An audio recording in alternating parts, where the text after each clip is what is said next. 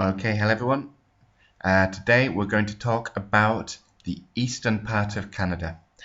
So there's lots of interesting places to see in the eastern part of Canada. The first one I'd like to talk about is Alert. Alert is the furthest north place in Canada. It's right at the very, very northern tip, which means that it's extremely cold. It's one of the coldest places in the world. Temperatures can often get to maybe around minus 40 or minus 50 degrees. It only goes above freezing in July and August.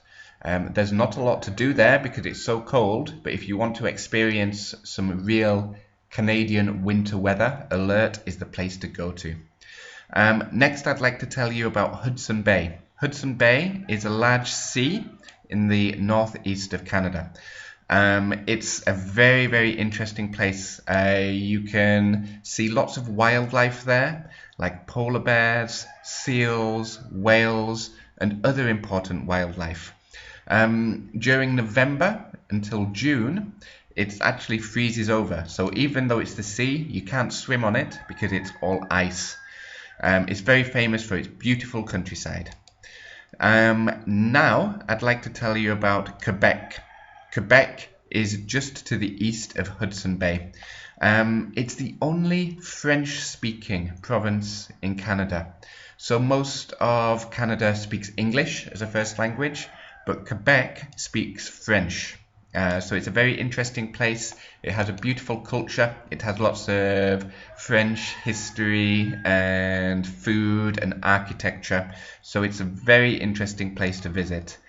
Now I'd like to tell you about Ottawa. Ottawa is to the south of Quebec. It's the capital of Canada.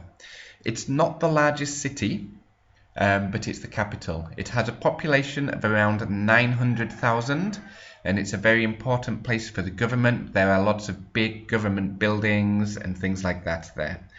And finally, I'd like to tell you about Niagara Falls. Niagara Falls is in the southeast of Canada. It's on the border with the USA. It's one of the largest and most famous waterfalls in the world. It has over 28 million visitors a year. It's a very, very exciting place, very beautiful. You should try and see some pictures of it. It's a really wonderful place to go and visit. Okay, so that's all about the east of Canada. Thank you very much.